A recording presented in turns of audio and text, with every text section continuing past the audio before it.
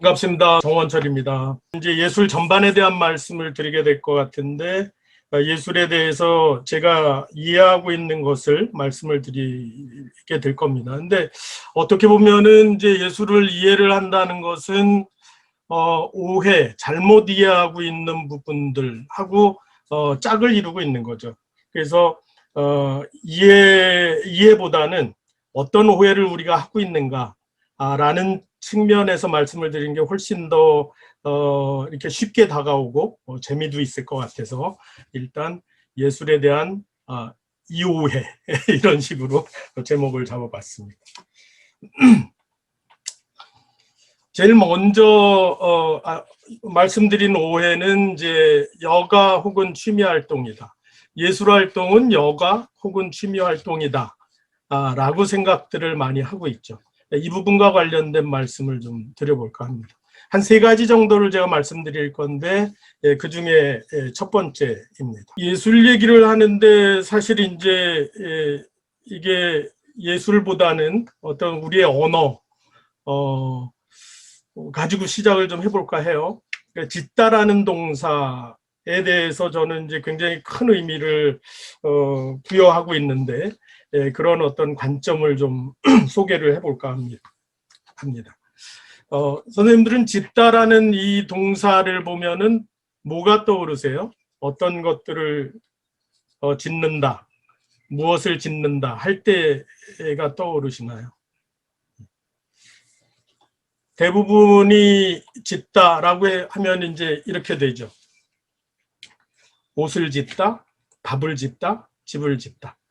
되게 좀 신기해 보이지 않으세요? 그러니까 흔히 쓰는 말인데 이렇게 모아놓고 보니까 이것이 의식주와 관계된 것을 만들 때 쓰는 말이구나 라는 것을 아마 잘 아실 수가 있을 겁니다. 되게 신기하죠. 옷을 짓다, 밥을 짓다, 집을 짓다. 그럼 짓다라는 말이 이제 이렇게 의식주와 관계된 것만 만들 때 쓰는 말이냐? 꼭 그렇지는 않습니다. 네, 이름을 짓다, 농사를 짓다, 약을 짓다 이럴 때도 쓰죠. 좀 전에 보신 옷, 밥, 집은 정말 인간뿐이 아니라 생존과 관계된 겁니다. 사람이 사는 데 있어서 꼭 필수적인 의식주와 관계된 것인데 이름, 농사, 약은 다른 어떤 그 생명체, 동물과 관계됐다라기보다는 인간과 관계된 거죠. 인간만이 이름을 지어서 부르고 농사를 지어서 계속 그 음식물이 떨어지지 않도록 이렇게 하고 또 약을 지어서 병을 고치고 이런 인간들만의 행위를 할 때에도 우리가 짓다라는 말을 씁니다. 되게 신기하죠. 근데 여기서 끝나지 않고 글을 짓고 시를 짓고 노래를 짓는다라고 할 때도 쓰죠. 네, 저는 이제 이런 발견을 통해서 어떤 주장을 하고 싶은 거냐 하면은 이 짓다라는 말의 쓰임을 통해서 우리가 알 수 있는 것은 글, 시, 노래 등의 이런 예술 행위를 하는 것, 이것은 집을 짓고 음식을 하고 그 다음에 옷을 짓는 이런 어떤 의식주와 관계된 생존 행위뿐만이 아니라 이름을 짓고 농사를 짓고 약을 짓는 이런 인간들만의 생존 행위와 관계가 있는 거다. 이런 주장을 하고 싶은 거죠. 얼마나 동의들을 하실지 모르겠습니다만은 저는 그런 주장을 하고 싶습니다. 짓다라는 동사가 이 경우 말고도 몇 가지 이렇게 쓰일 수는 있죠. 하지만 만들다라는 말과 이렇게 함께 쓰인다라는 점에서 이렇게 보시면은 몇 가지 없습니다. 무엇을 만들 때 쓰는 말인지는 그 쓰임이 되게 한정적이고 그 외에는 모두 만든다라는 동사를 쓰게 되죠. 이런 어떤 의미 관계를 좀 잘 생각해 볼 필요가 있다. 그래서 여가 혹은 취미 활동이다 라는 이런 부분들에 대해서 저는 이게 잘못된 예술에 대한 오해다 라고 생각을 하고 있고 그것은 인간으로 살려는 생존 활동이다 라고 고쳐서 얘기하고 싶은 겁니다. 두 번째로 이제 말씀드리고 싶은 것은 우리가 흔히 오해하고 있는 별난 사람들이 하는 별난 짓이다. 네. 이런 오해들을 많이 하죠. 네, 정말 별난 사람들이 하는 별난 짓일까? 이 부분에 대한 얘기를 하기 위해서 또 이렇게 단어들을 좀 가져와 봤어요. 좀 전에는 첫 번째는 제가 짓다라는 동사를 가져와 봤는데 이번에는 명사들을 가져와 봤습니다. 네. 14개의 명사가 쭉 있는데 이게 뭘까? 좀 생소하게 보이실지 모르지만 조금만 이렇게 살펴보시면 겨울에 내리는 눈들이라는 걸 아실 수가 있습니다. 여기서 우리가 현재도 내리는 눈을 보면서 사용하는 단어들, 사용하는 명사들이 있을까? 거의 없을 것 같아요. 네. 몇 개를 소개를 드리면, 순눈이나 풋눈은, 수총각, 또 풋사과, 풋고추 이런 것들을 떠올리시면 어떤 뜻인지 아실 것 같고, 그 다음에 발등눈, 잔눈, 길눈 이런 것들은 눈이 내린 양을 얘기를 하는 겁니다. 발등까지 오도록 쌓인 눈, 한자가 될 정도로 쌓인 눈, 사람 한 길, 키 높이 정도로 쌓인 눈, 이렇게 눈이 내린 모습, 눈이 내린 시기, 눈이 내린 양 이런 것들에 대해서 전부 세분화시켜가지고 다른 이름을 붙이고 그걸 불러왔던 겁니다. 바로 이것들이 전부 다 이런 눈의 이름들이었죠. 우리는 저 여러 가지로 세분화된 이름들을 이제 눈이라는 한 가지로 퉁치면서 부르고 있습니다. 좀 전에 하고 거의 같은 경우인데 이 경우는 조금 더 가지수가 많습니다. 저는 여기 한 20, 30가지 정도를 발췌를 해가지고 여러분들한테 보여드리지만 실제 이름이 많기로는 둘째가라면 서러운 그런 어떤 개체라고 해요. 이건 전부 다 숭어를 부르는 이름들이고 이 숭어를 부르는 이름들 중에서 몇 가지를 이렇게 좀 소개를 드리면 제일 재밌는 게 이 굴목숭어인 것 같아요. 저는 이 무리를 지어 다니다가 추위 때문에 무리에서 이탈돼 그래서 이제 잡힌 것 그런 것들을 이제 굴목숭어라고 부른다고 하고요. 그 다음에 너머러기 뭐 이런 것들 나무르기 이런 거에 그 늙은 숭어를 얘기를 한답니다. 그리고 이제 모치에서부터 시작해가지고 쭉 자라는 이 시기, 그 다음에 크기, 그거에 따라서 모치부터 숭어까지 쭉 이어지는 여러 가지 세분화된 이름들을 가지고 있죠.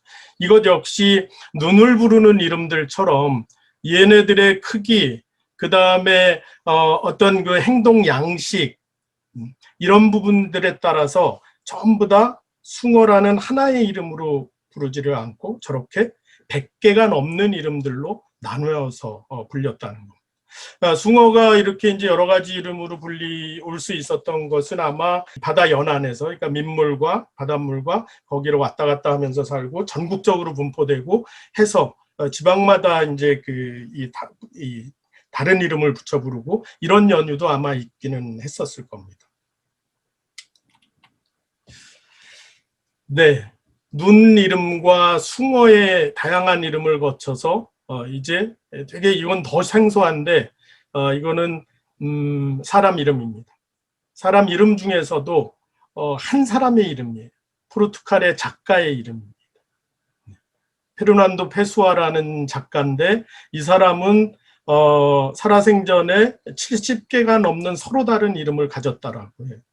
근데 여러분들도 아마 이제 70개까지는 아니더라도 한 서너 가지의 자기 정체성을 느끼는 경우들이 꽤 있으실 거예요.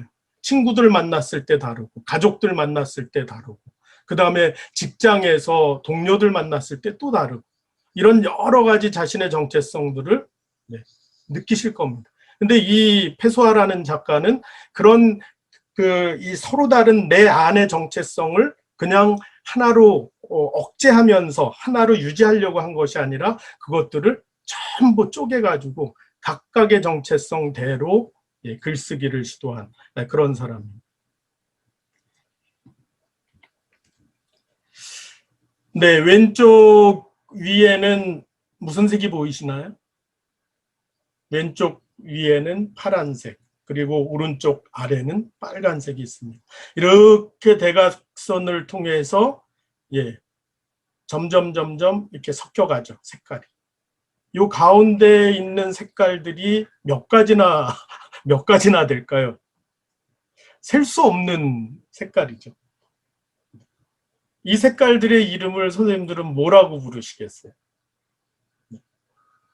우리는 파란색과 빨간색이 섞여 있기 때문에 이 수없이 많은 색깔들을 보라라고 부르고 있습니다. 이게 도대체 맞는 걸까요? 저는 예술의 역할을 뭐냐고 얘기를 할 때 바로 이 양극단 사이에 있는 그 아주 미세한 차이들로 그 양극단을 채우고 있는 그 수없이 많은 다양한 것들, 그것을 그 차이를 바라봐주고 그 차이에 걸맞는 이름을 붙이고 그 이름을 불러주는, 이것이 예술이라고 생각을 합니다. 그게 예술이 할 수 있는, 유일하게 예술만이 할 수 있는 일이라고 저는 생각을 합니다. 그래서 새로운 이름 붙이기와 이름 부르기, 이런 것들이 굉장히 중요하죠. 명명과 호명, 그것이 예술이 할 수 있는 아주 중요한 역할 중에 하나다. 그렇다고 본다면은 우리가 두 번째 오해로 삼았던 별난 사람들의 별난 짓이다.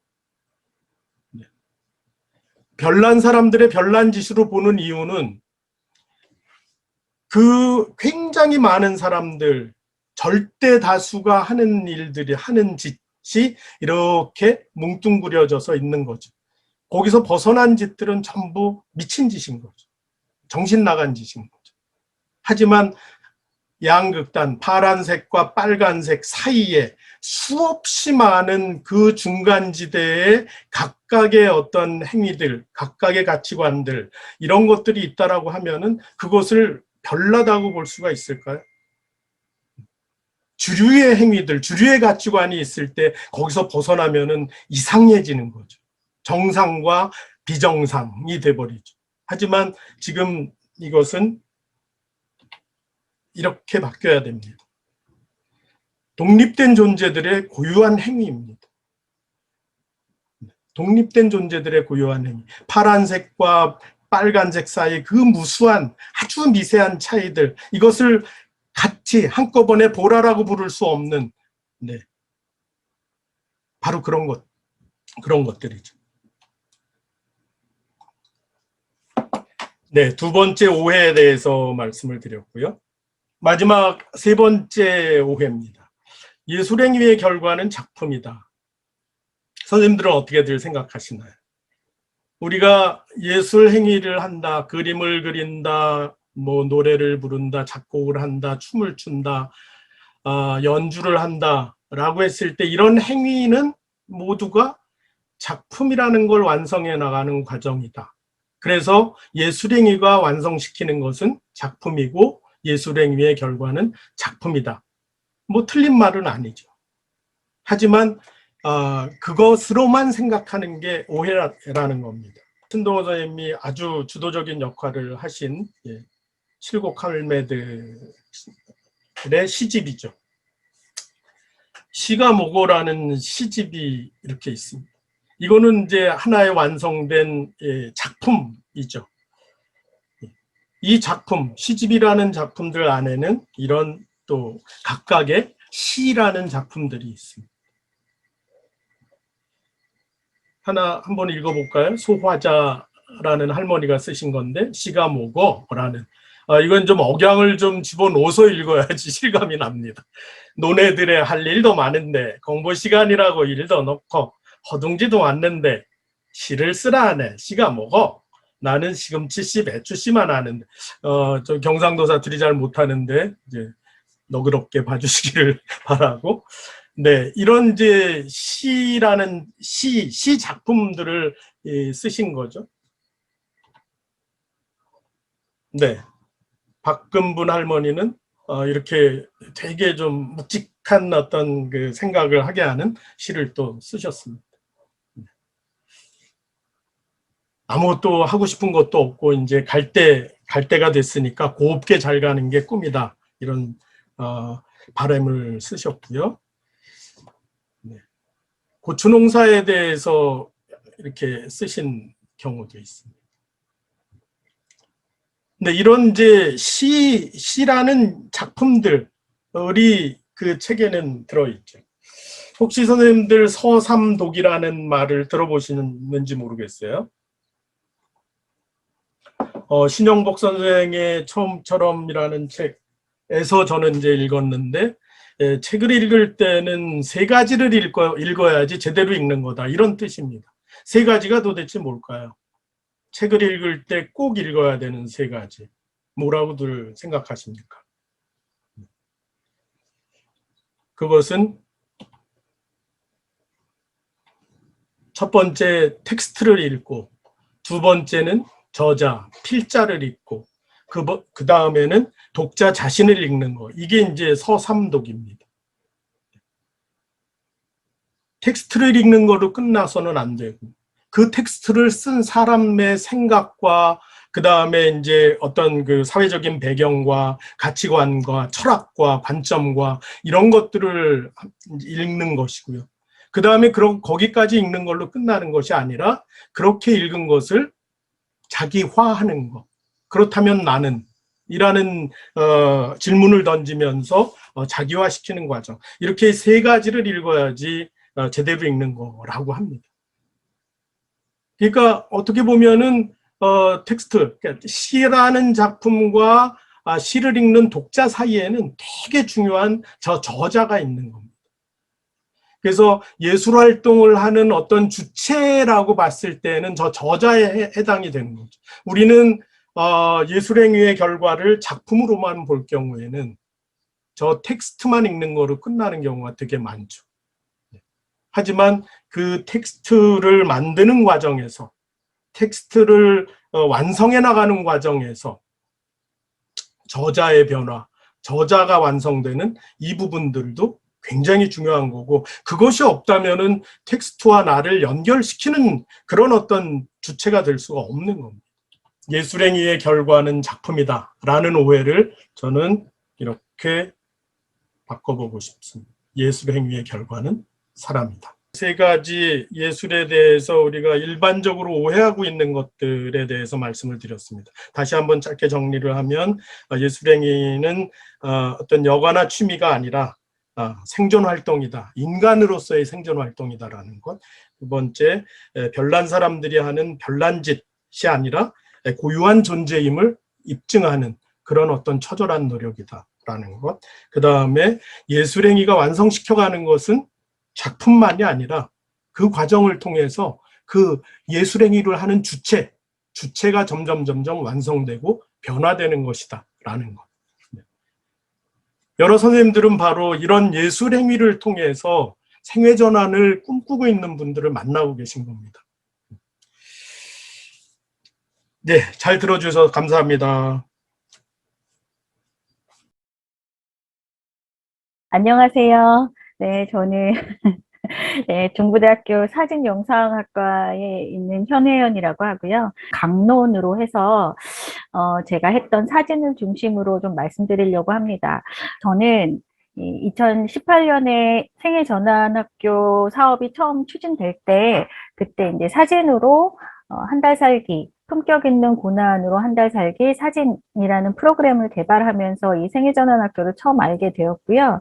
2019년에 그래서 여러 지역에서 사진을 가지고 조금 같이 활동을 좀 해보고, 그리고 이제 작년부터 이 생애전환학교의 컨설턴트로 함께 이제 이렇게 현장을 같이 보고 있습니다. 저는 그래서 다른 것보다 제가 사진이 어떻게 신중년과 만나는지, 생애 전환이라는 그런 화두와 만나는지를 주로 말씀드릴 텐데요. 그게 꼭 사진이라기보다는 사진의 원리 안에서 우리가 생애 전환이라는 그 화두를 어떻게 접근해야 될까라는 이야기들을 조금 다룰 수 있을 것 같습니다. 그래서 이제 주로 이제 사진을 중심으로 말씀을 드리도록 하겠습니다. 그래서 저는 이제 문화예술 교육 그리고 사례를 좀 말씀드리고 우리가 어떻게 접근하면 좋을지 말씀드리려고 합니다.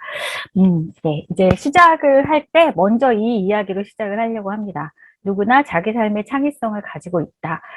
제가 문화예술 교육을 여러 단위의 문화예술 교육을 실천하면서 항상 그 마음에 담고 있는 어떤 사업을 기획할 때마다 마음에 담고 있는 건데요. 모두가 누구나 창의성을 가지고 있고 그 창의성은 인류가 지금까지의 문명과 또 문화를 일구어온 가장 그 핵심이 되는 것이었다라고 생각합니다. 그러나 우리가 안타까운 것은 내가 내 삶의 창의성을 가지고 있지만 그것을 어떻게 발현해야 할지 그리고 그것을 어떻게 발견해야 할지 잘 모른다는 것인데 저는 문화예술 교육이 해야 할 일 그리고 문화예술 교육에 함께하는 매개자와 또 재단과 이런 각 주체들이 해야 될 일은 이렇게 누구나 가지고 있는 삶의 창의성을 발견하고 발현할 수 있도록 돕는 일이 문화예술 교육이 아닐까 이렇게 생각을 합니다. 그래서 이 이야기로 시작을 하고 아마 마무리도 이 이야기로 끝나게 될 것 같습니다. 그래서 먼저 이 사진이 얼마나 이 문화예술 교육, 그 생애 전환이라는 과업에서 중요한 역할을 할 수 있는가 하는 얘기를 하기 위해서 먼저 문화예술 교육이 가진 사회적 역할 우리 모두가 다 아는 건데요. 이거를 조금 다시 한번 짚으면서 보려고 해요. 여러 가지 개인과 집단과 사회 차원의 여러 가치가 있고요. 이 가치는 생애 전환 사업에도 동등하게 적용되는 것 같습니다. 그 중에서도 이 문화예술 교육은 나의 삶을 이야기할 어떤 표현의 언어가 된다는 거, 그리고 나를 믿고 타인을 수용하고 또 성찰과 치유가 일어난다는 것, 또 그런 과정에서 당연히 공동체와 마을이 회복된다는 것, 그리고 단순히 우리 마을에만 국한된 것이 아니라 이것이 세계 공동체를 위한 헌신으로 연결된다는 것.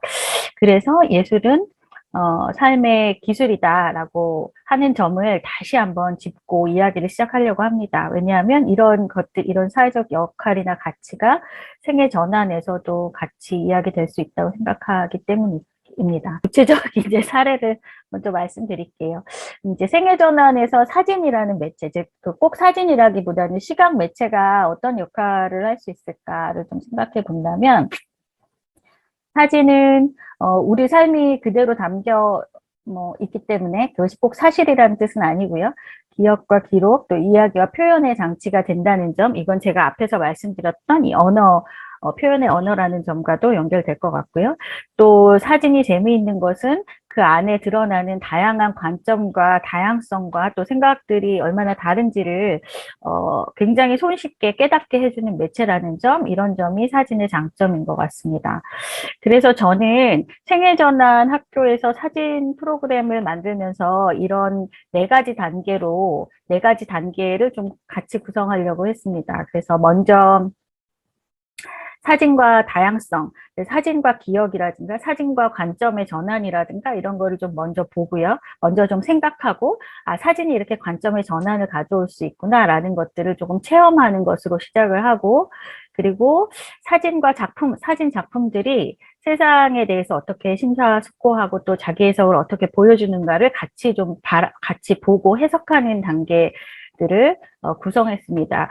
이것이 중요하다고 생각하는 거는요. 저는 지금의 문화예술 교육이 너무 체험을 강조한 나머지 굉장히 사실 문화예술 교육의 핵심이 예술이잖아요. 근데 이 예술은 물론 정원철 교수님 마지막에 예술의 결과는 작품이 아니다, 인간이다 말씀하셨는데요. 그 작품 속에는 그 사람이 고민한 모든 과정이 또 들어있기 때문에 이 예술 작품이라는 것이 가지고 있는 어떤 아주 집약된 이야기들, 응축된 그런 에너지 같은 것이 있는데요. 우리가 자꾸 체험을 중심으로 프로그램을 돌리다 보니 이런 정말 긴 고민이 담겨져 있는 예술은 좀 뒤로 빼놓고 활용하지 않는 경향이 있는 것 같아요. 그래서 저는 그 많은 고민들이 이 안에 와야 된다고 저는 생각을 합니다. 그래서 이것을 통해서 좀 세상을 바라보는 단계, 그리고 그것을 다시 나한테 적용해서 나와 세상에 대한 이야기를 만드는 단계, 그리고 이것이 다시 나의 해석과 다른 사람들의, 여러 사람들의 해석을 모아서 공유하고 소통하고 또 공동체 안에서 어떤 새로운 에너지를 만드는 단계, 이렇게 네 개의 단계를 가지고 프로그램 구조를 잡았고요. 이건 꼭 사진만이 아니라 모든 매체가 다 그럴 거라고 생각이 됩니다. 저는 이렇게 시작을 합니다. 선생님들, 여기 계신 선생님들도요, 지금 제가 보여드리는 것 같고 어떤 원리나 이런 게 아니잖아요. 그냥 같이 생각을 해주시면 좋을 것 같아요. 먼저 한 5초만 생각해 보세요. 당신의 기억 속에 있는 최초의 사진 어떤 거인가요? 좀 생각해 보세요. 최초의 사진 기억나세요? 네, 최초의 사진. 제가 이런 질문을 했을 때, 신중년 여러분들과 이런 질문을 드렸을 때, 어떤 분은, 어, 내가 5살 때 찍은 사진이 최초의 사진인데, 엄마가 나를 맨날 남자아이처럼 꾸며서 머리를 빡빡 밀고 그렇게 찍었던 사진이 내 최초의 사진이다. 그게 너무 싫었는데, 이제 60 정도가 되어 보니, 그때의 그것이 굉장히 소중한 기억으로 그 엄마의 그 마음이 헤아려지고 되게 소중하다. 이런 얘기를 하시기도 하고요. 또 어떤 분은 최초의 사진이 20살 때 사진이신 거예요. 그래서 그 20살 때 내가 너무 어려웠고, 그래서 어렸을 때 사진을 못 찍다가 20살이 되어서 찍었던 사진이 최초의 사진이다. 이런 말씀을 하면서, 또 많은 분들이 그 안에서 또 공감도 하고 이런 이야기도 했었습니다. 선생님들, 여기 계신 선생님들 최초의 사진 어떤 건가요? 한 5초, 3초만 생각해 볼까요? 네. 저는 생애 전환이라는 뭐 생애 전환이 아니라 문화예술 교육을 하는 데 있어서 준비가 워밍업이 중요하잖아요. 그 워밍업을 여기서부터 시작을 합니다. 그리고 또 하나 질문을 해요. 지금 당신의 핸드폰 속에 사진을 한 장 고르고 생각해 보면 이 앞에 이 앞쪽에 이것이 기억 속에 있는 최초의 사진이 나의 삶을 조금 되돌아서 이렇게 이제부터 내가 조금 다시 한번 내 삶을 생각해 볼까 하는 마음가짐을 준다면 그 다음 장에서는 이 핸드폰 속에서 사진 한 장을 고르고 생각해 보시는 시간을 드립니다. 그러면 이 사진이 어떤 의미고 왜 중요하고 어떤 이야기를 전해주는지 우리가 같이 이야기를 나누다 보면 재밌게도 사람마다 무엇을 중요하게 생각하고 무엇이 내 삶에 가장 의미 있는 것인가를 다시 생각해 보시는 시간이 되더라고요. 그래서 이런 것들을 제일 많이 얘기해 주세요. 신중년 그 참여자들은 뭐 가족, 여행, 취미, 또 뭐 같이 김장하던 날, 또 함께 했던 즐거움, 혹은 가족의 소중함, 이런 것들을 제일 많이 이야기해 주시는 것 같고요.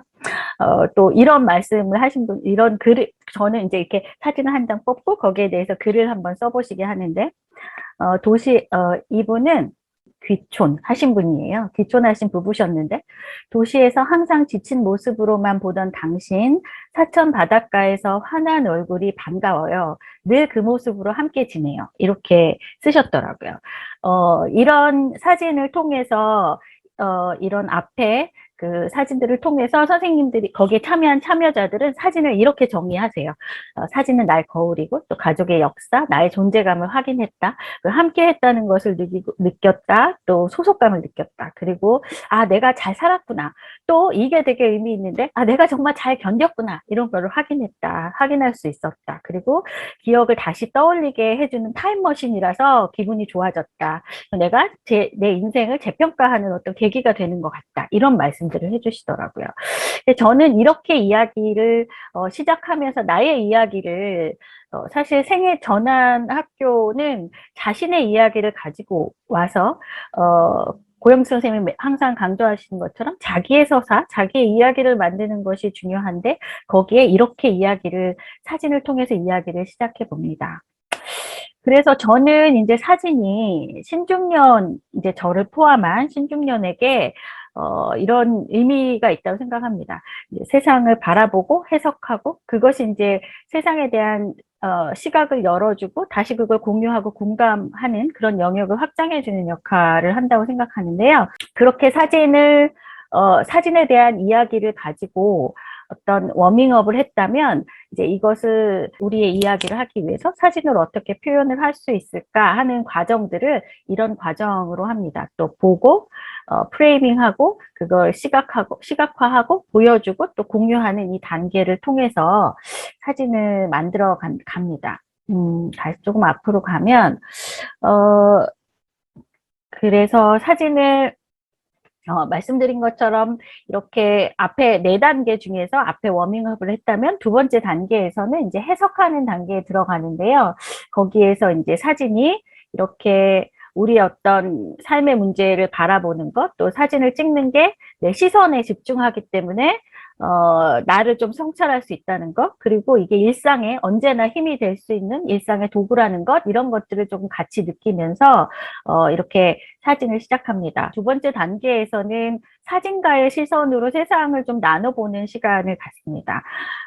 사진가의 시선으로 세상을 나누는 시간에는요, 저는 이제 좀 다양한, 우리들이 조금 공감할 수 있는 다양한 사진가들의 사진을 같이 보는데요. 뭐, 예를 들면, IMF 때 남자들이, 아주, 사회적인 어려움 속에 처했던 남자들의 이야기를 다룬 김이박 이야기라든가, 또 어떤 지역에 그 지역을 쇠락한 지역이지만 그곳을 지켜가는 사람들의 강인함을 보여주는 사진이라든가 또 엄마의 나이 드신 어머니를 깊이 있는 다큐멘터리로 접근한 노모라든가 또 자신이 얼마나 이 도시 안에서 스트레인저인지 이런 자기의 어떤 낯설은 뭐라 그러죠? 소외감? 이런 것들을 어떻게 사진으로 극복해 가는지 또는 이 렌골딘이라는 이 작가는 이것만 조금 설명을 드리면 이 작가는 자신의 남자친구와 살았던 2년간의 기록을 아주 솔직하게 기록을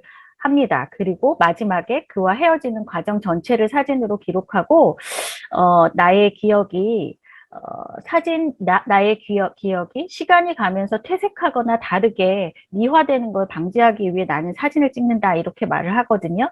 그녀의 사진은 끝끝내 최근에 이렇게 사진을 계속 찍으면서 자기가 치유해가는 과정을 쭉 보여주기도 합니다. 그래서 나이가 들어갈수록 어떻게 사진으로 극복하는 자신의 삶을 좀 치유하는지도 좀 보여드리고 아니면 또 밥을 찍은 거거든요. 밥을 이렇게 아름답게 찍은 사진도 보고 또 그 우도 해녀를 20년 이상 찍은 작가의 다큐멘터리 작가의 사진도 함께 봅니다. 이렇게 사진을 보는 것은 아까 말씀드린 것처럼 단순히 예술이라는 것이 그냥 즐겁고 아니면은 어떤 감각을 위한 것이 아니라 내가 어떻게 세상을 바라보고 그 세상을 어떻게 해석하는지 조금 해석하는가의 문제라는 거죠. 그리고 그 관점이라는 게 우리가 늘 같은 틀로 이렇게 보는 것이 아니라 이런 관점들을 통해서 내가 가진 시각이나 내가 가진 관점의 틀들을 조금 어떻게 전환해 볼 수 있을 것인가 고민하는 과정이라고 저는 생각을 합니다. 그래서 이제 그러고 나서 이제 어떤 주제를 정해서 혹은 셀프나 뭐 이런 사진들을 찍는데요.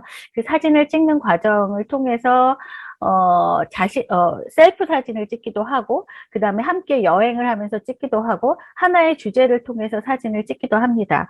그 과정에서, 이 사진을 찍는 과정에서, 전환을 이룬 분들의 작품을 조금 그 결과물들을 조금 보여드릴게요. 제가 생애전환학교라는 책에서도 쓰기는 했습니다만, 많은 분들이 그렇게 사진을 보고 또 사진을 찍고 함께 사진과 관련된 그런 활동을 하면서 다양한 전환을 경험하시는 것을 볼 수 있습니다.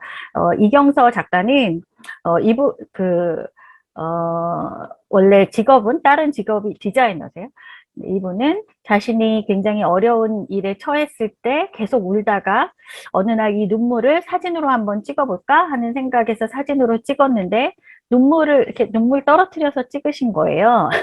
근데 이분 프로세스를 생각하면 되게 재밌어요. 이렇게 눈물을 이렇게 앰플에다가 이렇게 받으셔가지고 그 앰플을 종이에 떨어뜨려서 1분에 한 컷씩 해서 43분 동안 찍으세요. 본인 나이만큼 찍으시는 거예요.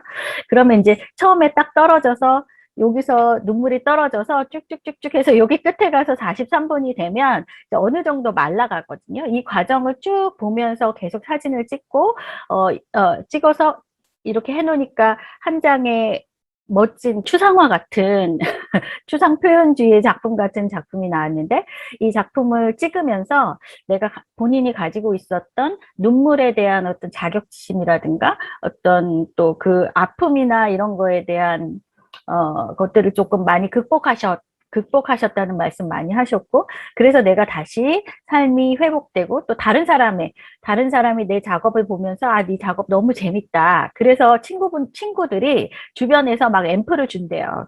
자, 내가 눈물을 모아줄게. 해서 눈물을 모아서 막 나눠주기도 하고, 이러면서 서로가 서로를 지지하면서, 우리가 어차피 살아간다는 것은 굉장히 힘을 쓰고 힘이 드는 일인데, 그런 걸 서로 지지하면서 회복되는 과정을 또 전환하는 아주 힘있게 힘 있는 삶으로 전환하는 것을 봅니다.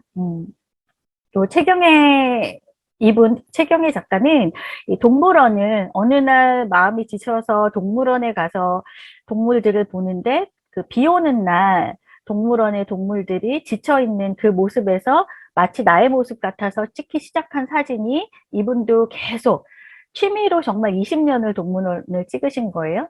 20년을 찍으면서, 아, 어느 날 이렇게 처음에 찍었던 동물들은요, 이렇게 갇혀 있거나 슬프고 우울한데, 어느 날 여기 보시면 코끼리가 이렇게 싹 웃더래요.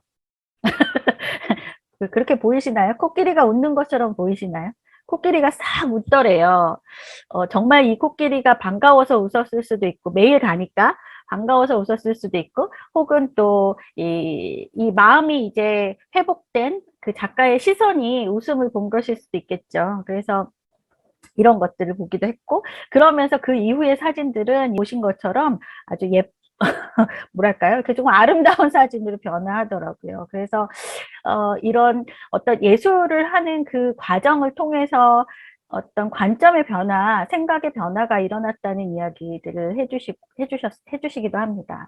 팀으로 만난 분들이 처음에 사진을 막 찍고 그래서 하다가 어느 날, 야, 이 북촌이라는 곳이, 북촌에 다 같이 놀러 갔어요. 근데 북촌이 그때 2007년인데, 그때 이제 막 변하기 시작해서 막 이제 뭐가 없어지고 공사하고 막 이러는 단계였어요. 그래서 우리 이 변화하는 여기를 좀 기록해보자 해서 함께 북촌 연구라는 그 작업을 했는데요. 같이 사진을 찍고 거기에다가 사진과 글을 쓰고 뭐 인터뷰도 하고 해서 그 어떤 지역에 사라져가고 변화해가는 지역에 대한 기록을 남기는 일종의 민족지적이고 인류학적인 그런 작업들 혹은 아카이브적인 작업들을 하셨고, 그 다음에는 서촌 연구를 하셔서, 서촌이 계속 공사 중이었기 때문에 서촌 연구를 했고요. 서촌을 찍은 다음에는 그 다음에는 이제 남촌 연구까지 하셨고, 이제 북촌을 가자 했는데 북촌은 네, 그 내부적 어떤 일이 있어서 북촌까지는 못했지만 동서남북으로 이렇게 작업들을 하면서 어떤 서로 나의 문제에만 몰두하는 것이 아니라 좀 세상을 바라보고 좀 세상을 즐겁게 좀 다른 방식으로 나의 시선으로 바라본다는 것에 어떤 의미 이런 것들을 조금 느껴보기도 했습니다. 그런데 이제 저는 이렇게 사진을 하면서 여기에 참여하셨던 분들이 어떤 시선의 다양성, 똑같은 공간에 가지만, 서촌이나 북촌 똑같은 공간에 가지만 똑같은 사진을 찍는 게 아니라 정말 10명이 사진을 찍으니까 10명이 다 다른 걸 보고 다르게 감각하고 다르게 해석하는 거예요. 이런 걸 보면서 내가 그렇지, 내가 나의 것만 옳은 것이 아니라 좀 다른 관점으로 이렇게 볼 수 있다, 이런 생각들도 하시고, 또 좀 이것을 하나의 무기로 삼으실 수 있게 되는 것 같아요. 그런데 저는 이런 전환의 힘들은요, 단순히 그 사진의 예술에서 나오거나 아니면 예술 작업에서 나온다고 생각하지는 않아요. 그 전환의 힘은 결국은 공동체가 그 예술 작업을 하고 있는 사람들, 그 안에 있는 사람들의 어떤 지지와 격려, 공감과 이해, 거기에서 오더라고요. 제가 현장에서 본 것은, 그래서 이제 제가 사진 얘기가 모든 부분에 다 해당된다고 생각하는 거기도 한데요. 이 전환의 힘이라는 거는 혼자 내가 잘했어. 내가 이렇게 다르게 봤어. 해서 끝나는 것이 아니라 서로가 그것에 대해서 확인하고 공감하는 과정에서 전환이 이루어지는 것들을 보았습니다. 그래서 저는 개인과 공동체가, 그러나 이제 우리는 너무 공동체에 결합되고 싶지는 않은 욕망도 있어요. 나의 개인의 삶을 지키고 싶기도 합니다. 그래서 저는 이 생애전환학교는 개인과 공동체가 좀 느슨하면서 그러면서도 유연하게 마치 예술가들이 컬렉티브 형태로 모여서 작업을 하는 것처럼 그렇게 결합해야 된다고 생각을 하고, 그때 사진은 개인과 공동체 양쪽에 좀 탁월하다고 생각을 했어요. 왜냐하면은 사진을 찍는 동안 혼자 찍잖아요. 혼자 내 눈으로 내 시각만, 나와 대상과 카메라 이 셋의 관계 속에만 몰입해야 사진이 나오기 때문에 아주 개인적인 매체예요. 그런데 이것이 함께 이렇게 아까 서촌연구, 북촌연구처럼 함께 할 때 그 안에서 굉장한 힘을 또 발휘하기 때문에 이런 개인과 공동체의 관계라는 측면에서 의미가 있다고 생각이 들었습니다. 제가 2019년에 했던 익산 마고의 이야기방 사진책을 만들었던 이야기를 좀 드리려고 합니다.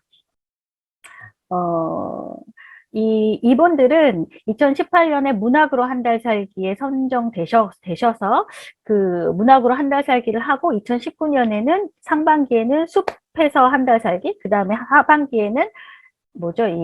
그 사진으로 한 달 살기, 품격 있는 고난으로 한 달 살기 해가지고 품격 있는 고난으로 한 달 살기 사진 프로그램에 들어오신 분이에요.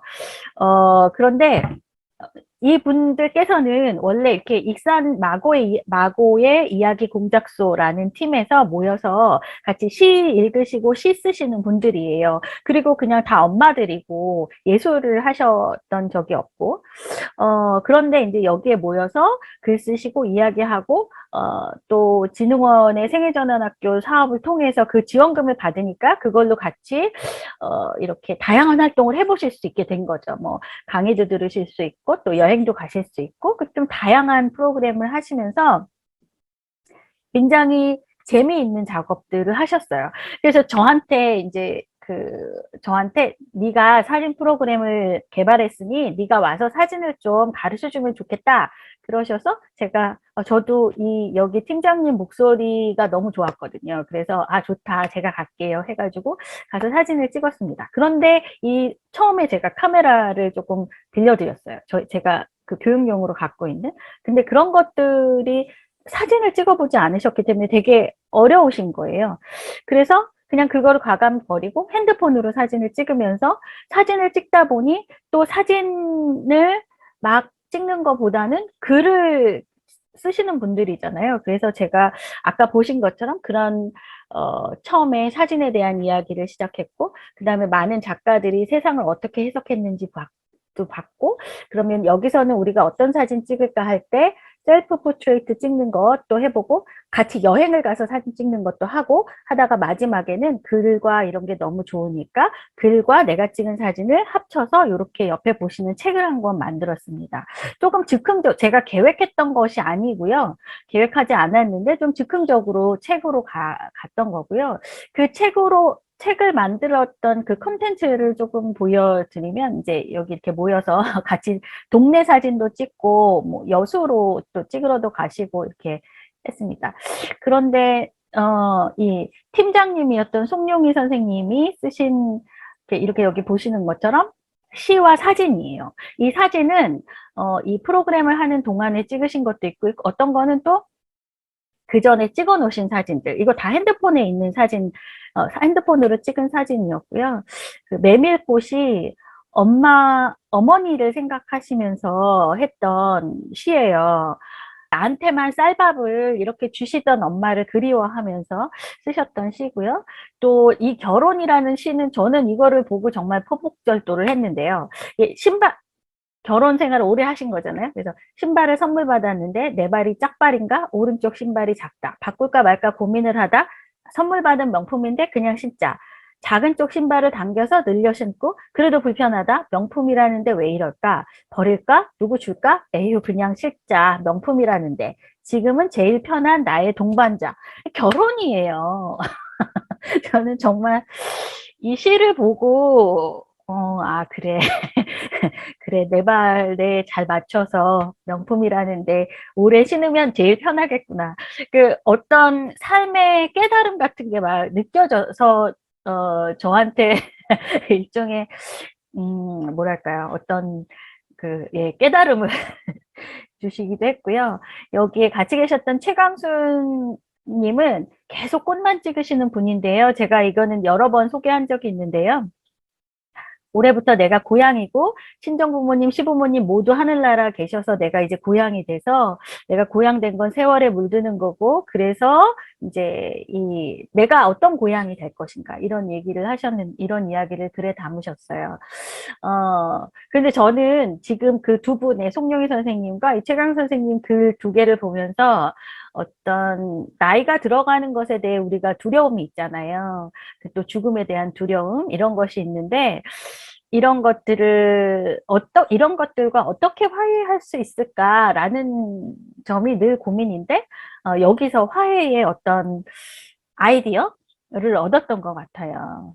그리고 이분은 이렇게 아주 자유로운 셀프 포트레이트를 찍으면서 자신을 좀 새롭게 발견했다는 글을 쓰시기도 했고, 그래서 어떤 터널을 나오면서 지금까지 내가, 터널 끝나도 아무것도 없어 라는 지침이 있었는데, 터널 끝나는 데서 또 다른 삶이 시작돼 라는 깨달음을 얻었다는 얘기를 하시기도 하셨고, 이분은 아주 오랫동안 그 큰 사고로 굉장히 힘들었던 분이세요. 그래서 뭐 1년을 넘게 누워 계셨는데 그분이 자신의 상처를 극복해 가시면서 마지막에는 뭘 해도 멋진 것이다. 나 잘 살아왔어. 나 잘했고 그래서 나 뭘 해도 나 멋진 사람이야. 이렇게 글을 마무리하시기도 했습니다. 이런 생각 몇 가지만 이야기를 하면서 마무리하려고 합니다. 근데 아까 말씀드린 것처럼 앞에 이런 익산 마고의 이야기방에서는요, 이 이야기 공작소는 정말 그런 전환들, 이 사진을 찍고 이야기를 나누고 글을 쓰면서 어떤 전환들이 일어나는데, 근데 전환의 핵심은 말씀드린 것처럼 공동체 안에서의 공감과 지지였던 것 같아요. 그래서 세계전환학교에서 이런 생각 해봐 주시면 좋을 것 같아요. 먼저 강사나 기획자는 가르치는 사람이기보다는 안내자잖아요. 근데 이 안내자에 우리가 가져야 되는 권위는 예술가적 전문성은 권위로 가질 수 있는 것 같아요. 그런데 삶에 대한 권위는 우리가 가진 것이 아닌 것 같아요. 그래서 언제든 참여자와 함께 내 프로그램이나 내 계획을 좀 변화시킬 수 있는 유연함 그리고 용기가 필요한 것 같습니다. 걱정 안 하셔도 돼요. 어떤 것이든 아마 의미 있는 그런 경험이 될 거기 때문에 내가 이렇게 바뀌면 뭐 평가가 잘못 나오지 않을까? 이런 걱정을 하시기보다는 참여자와 함께 호흡하는 것이 필요할 것 같아요. 그리고 저는 이런 말씀을 꼭 드리고 싶습니다. 시작하실 때요. 이제 예술을 하셨던 분이 아니신 분들을 만나시잖아요. 그럼 이분들을 예술로 끌어들이셔야 되는데 이분들은 예술이 어려워요. 예술 낯설고요. 그때 선생님들께서 여기서 시작해 주시면 좋을 것 같아요. 예술로 설렜던 순간이 언제셨는지 예술가인 당신께서 기획자나 강사나 혹은 지역 재단에 있는 운영자나 예술로 설렜던 순간 그리고 예술의 그 어떤 것이 무엇이 당신을 설레게 했었는지를 생각해 보고 거기서 시작하시면 정말 좋은 프로그램이 된다고 저는 생각합니다. 그리고요, 저는 누군가의 삶에 경탄하는 마음이면 좋겠다고 생각합니다. 한 사람의 삶은 그 사람의 시간만큼의 이야기를 만듭니다. 또 삶이 곧 콘텐츠죠. 아까 시를 보셨잖아요.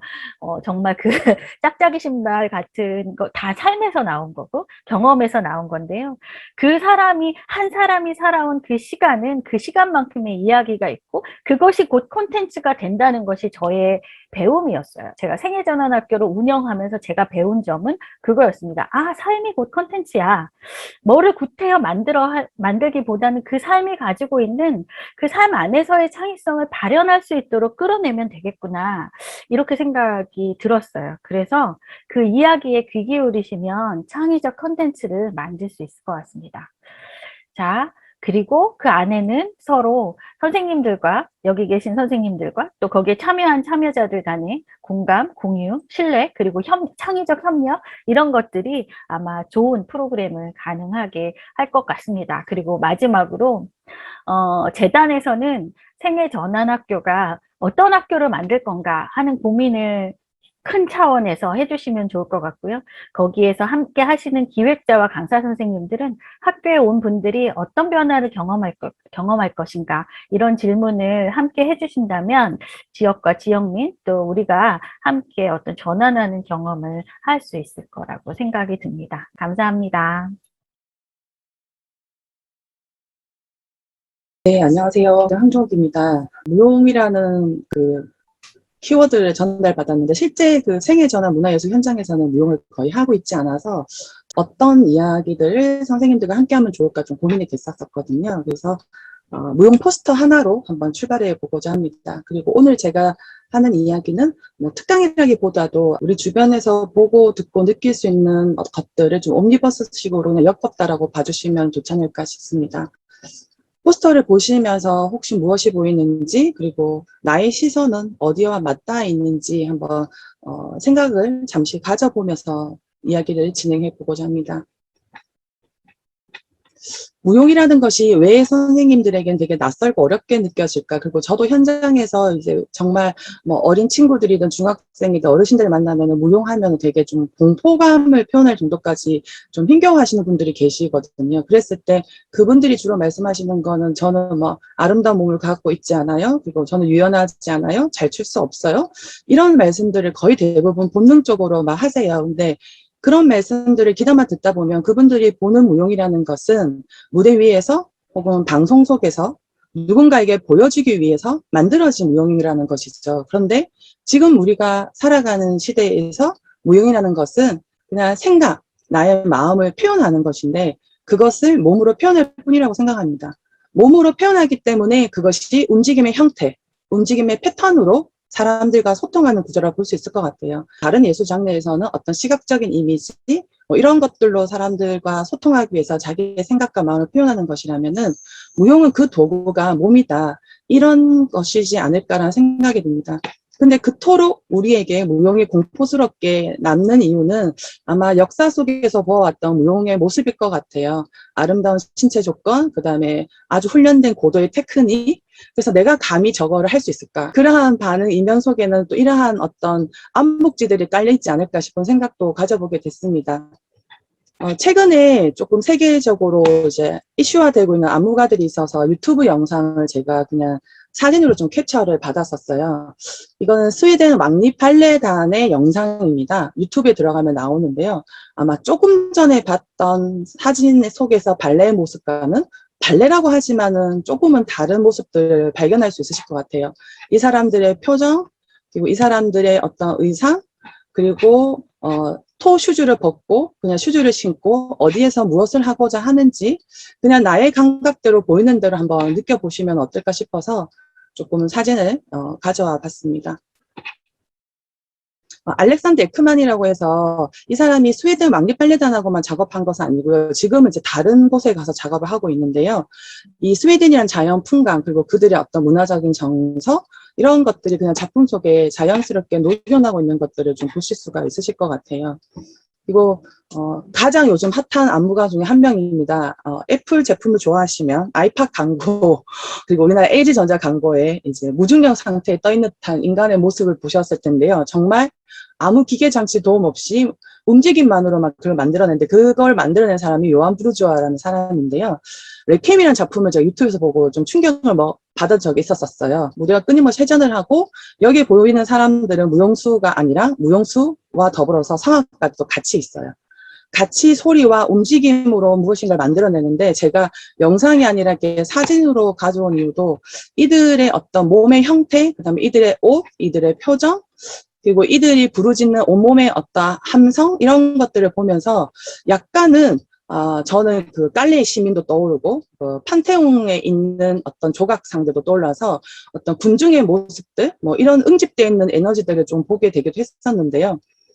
지금의 우리가 보는 무용이라는 것은 과거의 무용과 다르게 이제 요한 부르주아가 하고 있는 작업들처럼 어떤 자기의 몸의 성질을 가지고 끊임없이 새로운 그 움직임의 패턴의 이미지들을 만들어내는 것에 집중하는 사람들이 꽤 많습니다. 이 사람이 워낙 유명하다 보니까 판테온에서 한번 비디오 댄스를 아예 만들었었어요. 그래서 그 비디오 댄스도 이제 유튜브에 완전 풀로 다 지금 오픈이 되어 있는데요. 이렇게 보게 되시면은 푸코의 진자가 있는 곳에 가서 무용수가 이 무게 추 중심에 있는 곳에 자기 몸을 기대고 끊임없이 회전만 합니다.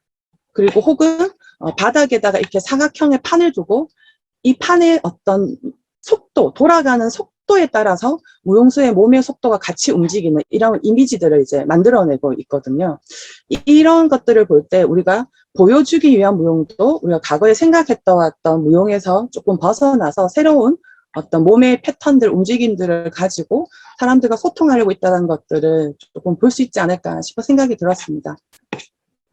생애 전환 문화예술교육을 처음 마주할 때 조금 저도 선생님들처럼 난감하고 좀 어렵고 혼란스러웠던 지점들이 꽤 많았었습니다. 아직 나는 전환의 시점이 있지도 않고 그리고 그분들과 만나야 되는데 어떻게 만나야 될지 두려움도 있었고 제가 그분들의 결례를 하는 것은 아닌지 이런 조심스러움도 있었는데요. 그때 고민을 할 때 우연하게 봤던 다큐멘터리 영화가 있었어요. 그럼에도 불구하고입니다. 이분은 용접공이에요. 근데 회사가 문을 닫게 됐어요. 그 문을 닫는 시점에 이런 생각을 문득 가지게 되죠. 내가 젊었을 때 우연히 들었던 색소폰 소리가 있었는데 아무 이유 없이 그 소리가 너무 끌려서 내가 표현해보고 싶었는데 그때 하지 못했다. 그게 참 후회된다라는 나레이션이 나옵니다. 이 배 위에서 내가 용접한 배 위에서 한 번만 연주를 해봤었으면. 그리고 시간이 지나고 난 다음에 회사가 문을 닫고 이하원이 되었는데 색소폰을 들고 나와서 영도 앞바다를 보고 색소폰을 부는데요. 그냥 이 장면 자체가 저에겐 큰 울림이 있었습니다. 전환이라는 것이 그리고 예술의 쓰임이라는 것이 내 삶에 어떻게 관계 맺고 있는지를 좀 단적으로 보여주는 그런 이미지로 저한테는 조금 와닿아서 우리가 이러한 것들을 좀 함께 해나가는 그러한 시간을 필요로 하지 않는가라는 생각을 좀 하게 됐었습니다. 삶이라는 것은 매 시기마다 소중하지 않고 중요하지 않은 시간은 단 한 번도 없는 것 같아요. 근데 그 모든 시기가 중요한데 불구하고 우리가 생애 전환해서 이 생애를 왜 신중년이라는 카테고리 안에만 가두었을까? 그것도 저는 약간 고민이 됐던 지점들이 있었습니다. 그렇다라고 한다면은 그 54세에서 64세라고 하는 그 시대에 살고 있는 사람들의 삶에 대해서 우리가 다시 한번 같이 되짚어 봐야 되지 않은 것인가 이런 생각들도 동시에 갖게 됐던 것 같아요. 그런 고민들을 이제 갖고 있으면서 저에게 생각들이 많아졌었는데요. 이번 워크숍을 준비하면서 우연히 이제 나는 나대로 혼자서 간다라는 영화를 좀 보게 됐어요. 이 워크숍을 위해서 일부러 본 건 아니고요. 보다 보니까 이제 조금 저에게 또 하나의 메시지를 좀 들려주기도 했었는데요. 영화의 한 장면입니다. 60년대에 이제 이 사람이 이제 부모님에 의해서 어쩔 수 없이 결혼을 해야 되는데 그게 너무 싫었었어요. 그래서 시골에서 도망가고 싶어서 신여성이 되고 싶어서 이제 도쿄로 오게 됩니다. 도쿄로 와서 슈조라는 남자를 만나고 그 다음에 신여성을 꿈꿨지만 가정주부로서 열심히 삶을 살아가는데 남편이 먼저 세상을 떠나게 되죠. 그리고 혼자 외로움을 견뎌내고 자신이 치매 증세가 오는 것은 아닌가? 이런 생각을 하고 있던 순간에 과거의 나와 지금의 나가 대화를 하는 대사가 있었어요. 그래서 그 대사가 저에게는 좀 크게 이제 와닿았었거든요. 이런 말을 합니다. 분명 나는 슈조를 사랑했어. 하지만 슈조가 죽었을 때 한 점의 기쁨이 있었어. 나는 혼자 살아보고 싶었던 거야. 내가 원하는 대로 내 힘으로 살고 싶었어. 그게 나였어. 근데 과거에 나는 이제 부정을 하죠. 아니야, 너 힘들잖아, 외롭잖아 하지만 나 그런 줄 알았는데 알고 보니까 아니야. 그냥 역설과 여러 가지 어떤 생각들을 던져주는 조금 메시지가 있었던 것 같습니다. 결국에는 누구나 나로서 살고 싶어 하고 내 힘으로 살고 싶어 하는 어떤 기저들이 안에 작동되어 있는 것은 아닌가. 이제 그런 생각을 조금 이제 갖게 됐었어요. 제가 무용을 전공하는 사람이다 보니까 되게 몸에 많은 관심과 집중을 갖게 됩니다. 우리의 몸은 그냥 생물학적으로 유기체로서의 뭐 눈, 코, 입, 뭐 손발 이러한 것뿐만 아니라 문화적으로 그다음에 사회적으로 모든 것들이 이제 함축되어 있고 축적되어 있고 여기 대사처럼 하나의 켜켜이 지층이 쌓여가는 역사적인 몸이라고 볼 수 있을 것 같아요. 그 역사적인 몸으로 우리는 세상을 보는 거라고 볼 수 있을 것 같습니다. 그래서 내가 어떻게 세상을 보느냐, 무엇을 보고 싶으냐 이런 것들을 통해서 자기의 모습, 그다음에 세계를 새롭게 발견해내는 힘을 갖는 것은 아닌가 이런 생각을 가지게 돼요.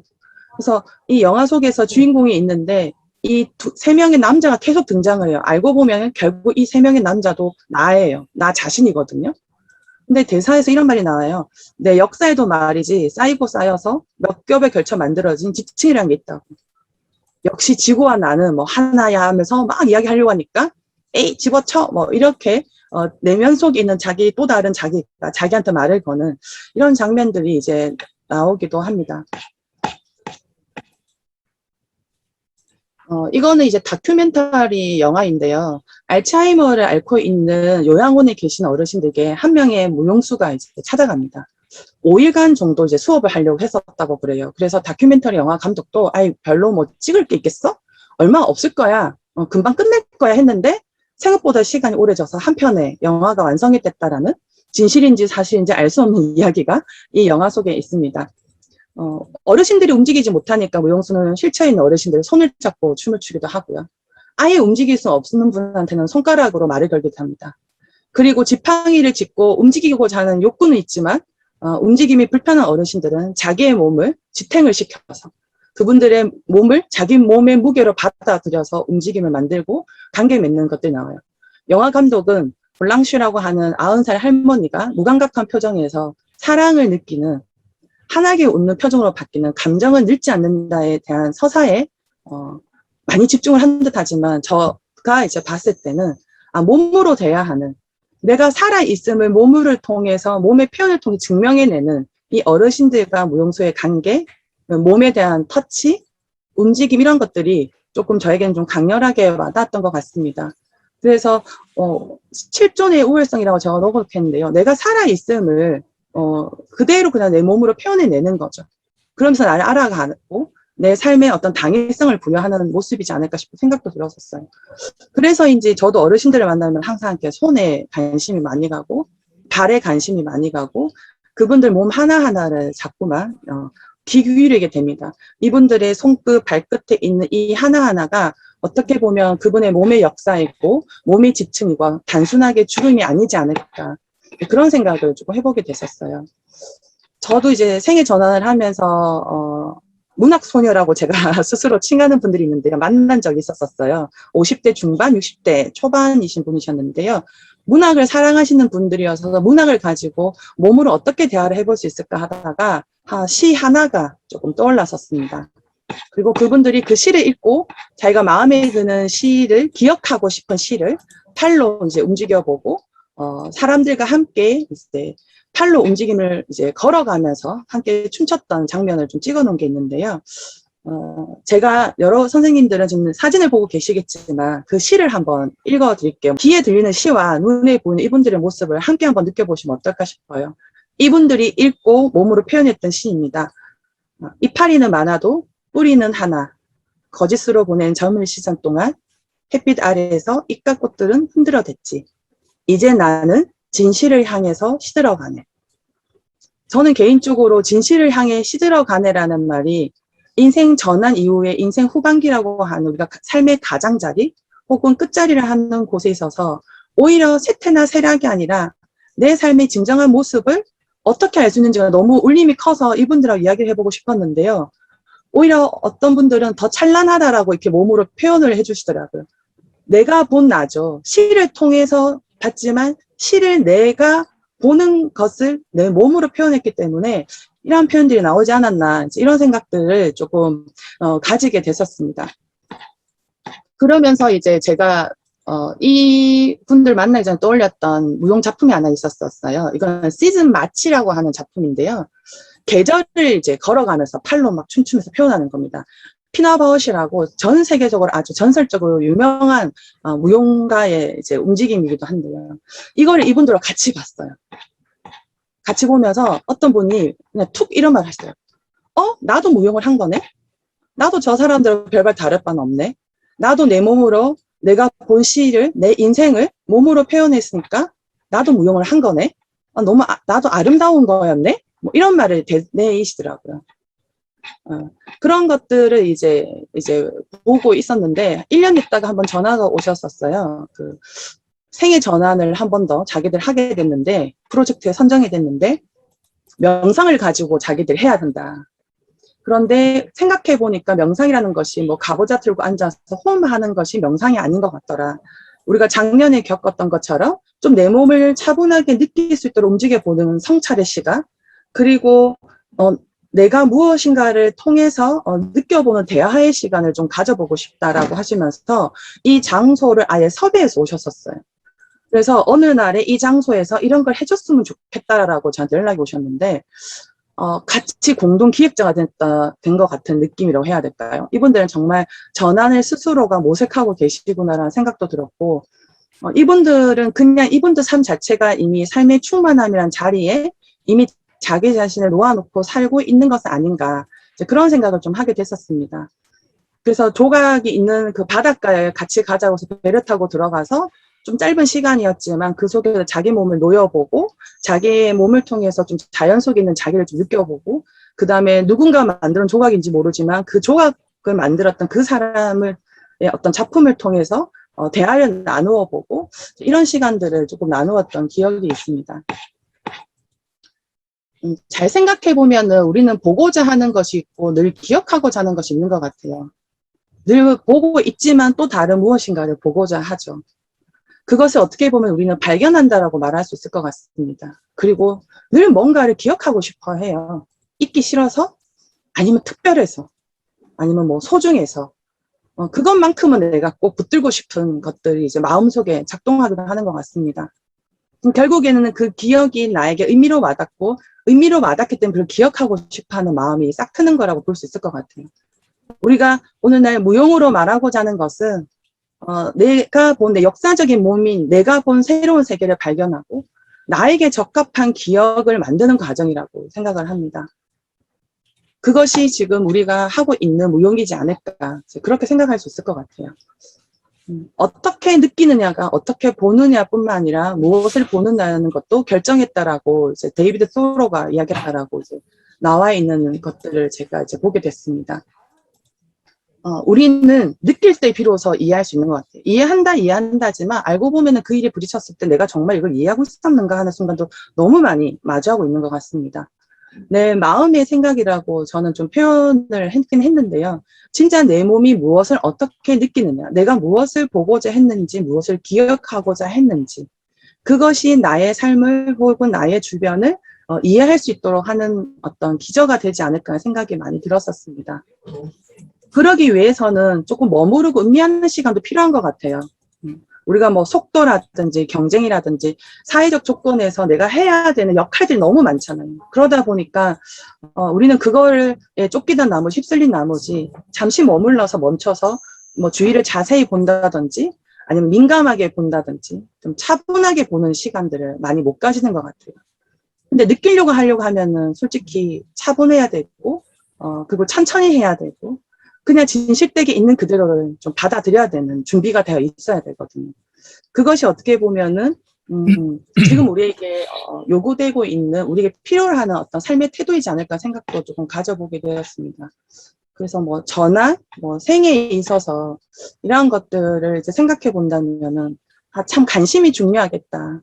그리고 그 관심이 하나하나, 그 관심 하나하나가 우리의 삶을 형성하는데, 그렇기 때문에 관심은 우리의 삶을, 관계를 확장하는 것은 아닌가. 어디에다가 우리가 보고 느끼고 기억하고자 하는지, 그 관심은 우리 곁에 어디에 있는지를 계속 되돌아보는 시간이 필요하지 않을까.